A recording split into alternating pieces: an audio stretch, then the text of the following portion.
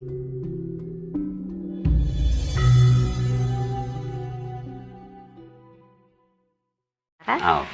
Kita bertemu di sini berarti kita sedang selaras. Terus gini Mbak, saya melihat orang-orang yang berspiritual ya, mereka itu punya kelebihan ya. Artinya orang-orang itu lebih cepat dari yang lain gitu. Itu ternyata kelebihannya itu dari imajinasi kreatif. Oke, jadi apakah spiritual itu sama dengan imajinasi kreatif? Karena bagaimanapun terkadang melibatkan sebuah energi imajinasi. Seperti gini, saya seorang awam tuh kayaknya ada merasakan getaran apa gitu ya, tapi tidak mengerti ini apa, berusaha untuk mengimajinasikan. Nah, orang-orang yang punya spiritual sendiri kan bukan hanya orang-orang yang tidak berilmu, mereka berilmu Mbak. Buat saya adalah pencipta pesawat terbang, itu orang spiritual. Dan mereka adalah orang-orang yang berimajinasi yang sangat besar gitu. Beliau nih orang spiritual yang memiliki imajinasi kreatif, termasuk Mbak. Nah, sudut pandang Mbak nih, apakah betul pandangan saya sejauh ini mengenai spiritual adalah imajinasi kreatif? Karena bagaimana itu anugerah gitu. Imajinasi itu kan satu kesatuan juga dari Kalau saya ngelihatnya ini dari sudut sains ya. Kalau dari sudut sains itu seperti imajinasi itu kan sedang aktifnya otak kiri kita kan. Sedangkan otak logika, ambisi dan kawan-kawan itu mereka ada di otak kanan gitu kan. Nah, itu otak kiri yang menentukan warna, imajinasi, gambaran, kreativitas gitu. Yang sini lebih ke saklek, kaku dan semua yang kayak yang sangat tertata gitu. Nah, kalau itu ternyata dibilang spiritual di otak imajinasi, mungkin jadi ya, bisa jadi ya. Tapi itu aku ngelihatnya lebih kayak ini aja, kayak bagaimana otak kita bekerja. Betul. Gitu. Kenapa saya mencoba mengungkap itu ya Mbak ya, tentang imajinasi kreatif? Karena dari setiap perkataan Mbak, bahkan tadi Mbak bahwa apapun yang saya inginkan itu by design, itu adalah imajinasi kreatif gitu. Artinya itu diasumsikan sudah terjadi walaupun itu dalam rangkaian tulisan, kata dan pikiran. Artinya kalau dalam bahasa kita itu imajinasi kreatif itu suatu pendorong lah. Artinya saluran yang akhirnya nanti akan tercapai. Sebentar, ini suaranya kencang banget nih. Siapa sih sebentar? Oke. Maaf ya Mas. Oke. Berarti imajinasi itu adalah pendorong buat spiritualitas. Ya apapun itu artinya karena gini Mbak, kesadaran itu kan tidak lepas dari semuanya. Semua saling terhubung, saling terkoneksi. Kita tidak bisa menafikan pikiran, kita tidak bisa menafikan rasa, kita tidak bisa menafikan bahwa kejahatan itu bukan bagian, karena itu adalah satu kesatuannya. Akhirnya kita Nah, yang saya pun berpikir bahwa jangan-jangan kesadaran murni itu adalah sang maha imajinasi kreatif. Bagaimana kita mendesain rumah? Bagaimana kita mendesain, mempercantik diri aja, itu sebuah imajinasi. Ya makanya bahasanya adalah co-creator ya. Dan saya berimajinasi pada saat itu ingin bertemu sama Mbak, dan terjadi gitu, lewat saluran. Intinya begitu, bahwa ingin penegasan dari Mbak aja, apakah betul gitu. Rasanya jadinya begitu setelah kita Loh, ini rasa saya, maksudnya rasanya seperti itu karena kita setelah kita menilik kata-kata dari co-creator, kita menilik dari maha pencipta, kita melihat dari kayak the creator gitu. Berarti kan itu semua adalah susunan dari format dari kreativitas, otak kreativitas. Mungkin bisa jadi seperti itu, makanya dinamakan seperti itu kan.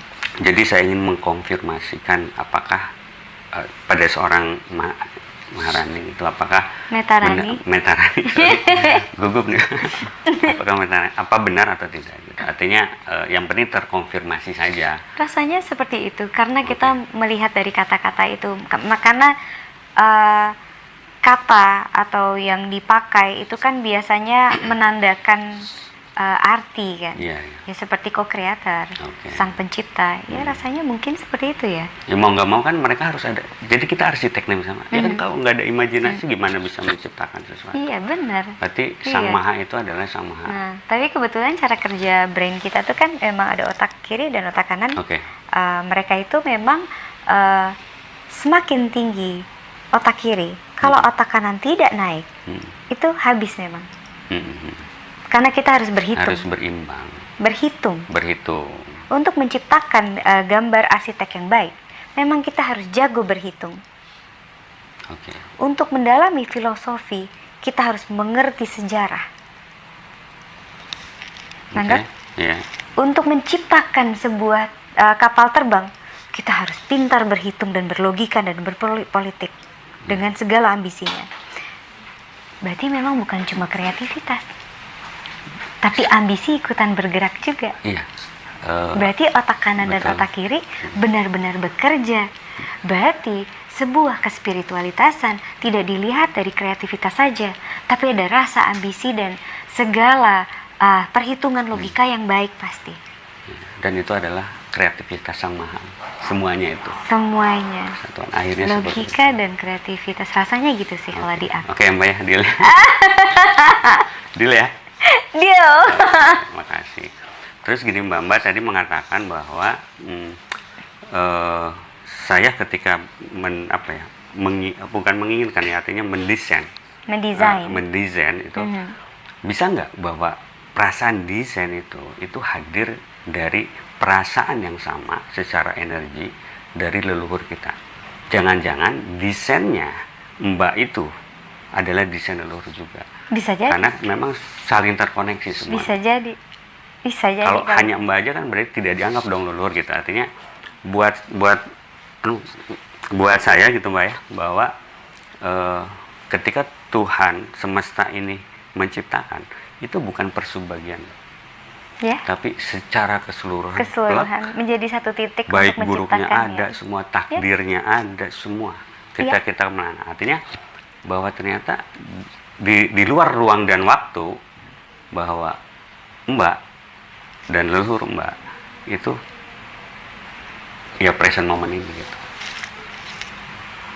Jadi Gimana, ketika kita menciptakan, memang kita tidak membicarakan kemampuan diri, Betul. tapi memang sebuah desain dari semesta. Pada saat itu kita menciptakan sesuatu memang. Iya.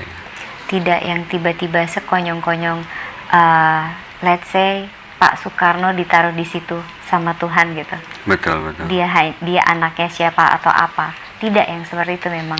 Itu memang sudah didesain dari semesta supaya dia ditaruh di situ dengan segala cerita yang sampai saat ini.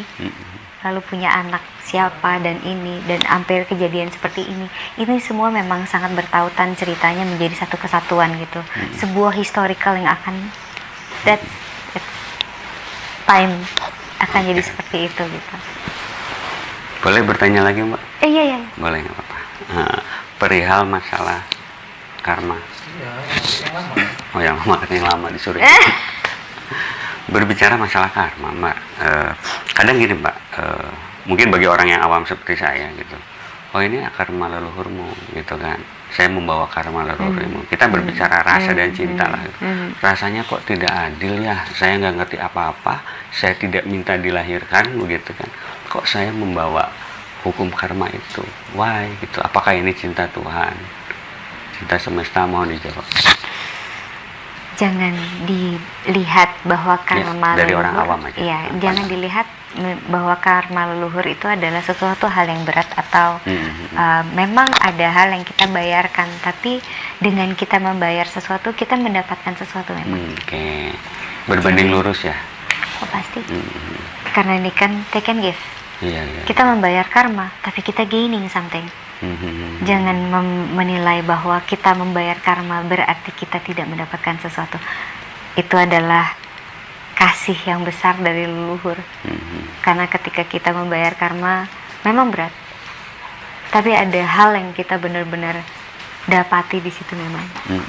Ada hadiahnya. Seimbang ya, balance ya. Keren. Bisa nggak karma itu, ini secara ilmiah deh Mbak ya, bahwa karma itu terlahir dari DNA. Memang. Jadi bawaan karakter itu yang membuat saya berlaku karma seperti itu. Memang. Ya? Oke. Tapi DNA yang diberikan kepadamu dari Tuhan itu kan memang sudah tertulis semuanya. Tertulis. Maksud Tuhan melakukan itu? Maksud Tuhan melakukan itu? Padahal gini, maksudnya kan dirinya sendiri, bahwa kami ini adalah kaminya Tuhan itu dirinya sendiri itu. Apakah memang ya itulah, apakah karena bentuk imajinasi kreatif Tuhan itu atau kesenangan Tuhan itu sendiri gitu, darinya untuknya gitu, Mbak. Jadi why mereka melakukan dan kenapa Tuhan melakukan itu? Kenapa Tuhan memberikan karma, atau kenapa Tuhan apa? Ya semacam itulah gitu. Kenapa Tuhan memberikan karma? Karena kamu adalah kamu. Kamu yang paling pantas diberikan karma ini. Seperti semua kamu yang pantas diberikan karma ini sama Tuhan gitu. Kenapa dibilang pantas? Karena kamu sehebat itu. Bahwa aku adalah orang yang hebat. Ya. Dan Tuhan mengatakan aku sang maha hebat. Semuanya hebat ya. Iya. Dengan segala karma yang diberikan, memang hebatnya beda-beda. Saya mendapati karma dari leluhur. Saya mengerti apa yang sedang saya bayarkan. Saat ini saya diberikan kelebihan sama Tuhan untuk menjadi pelayan semesta. Iya. Saya punya kehebatan di ranahku karena karma yang sudah kubayarkan. Dan semua orang yang ada di semesta ini, mereka menjalani karmanya masing-masing dan membayarnya dan mendapati apa yang dibayarkan gitu. Oke. Artinya bahwa semesta ini, Tuhan ini sebetulnya adalah benar-benar energi murni itu ya, Mbak. Tuhan, semesta. Iya, tapi energi tidak murni itu siapa? Nah, itu. Apakah berarti gini, energi murni itu adalah energi yang memang tidak ada kebalikannya gitu, baik dan buruk. Di energi murni itu tidak mempermasalahkan itu, seperti Mbak tadi. Ya. Makanya saya bilang Mbak itu sudah orang yang sudah selesai dengan dirinya sendiri. Gitu. Tidak disibukkan dengan salah, kamu benar, ini salah gitu. Tapi ya itulah, terima saja. Nah, bagi saya bahwa itulah energi murni itu, yang artinya tidak mengatakan itu baik atau buruk gitu, salah atau benar, tapi itu adalah sebuah keteraturan yang memang Tuhan desain buat kita dan buat seluruhan gitu. Iya, rasanya begitu, tapi memang itu adalah sebuah perjalanan, karena di akhir rasamu memang tidak ada lagi dualitas. Nah, itu berarti singularitas itu ya, Mbak ya. Tapi memang untuk menjalani perjalanan sampai melepaskan dualitas, memang banyak melepaskan. Oke. Melepaskan rasa itu sendiri. Oke. Ini banyak pertanyaan di sini. Iya. Di sini juga ada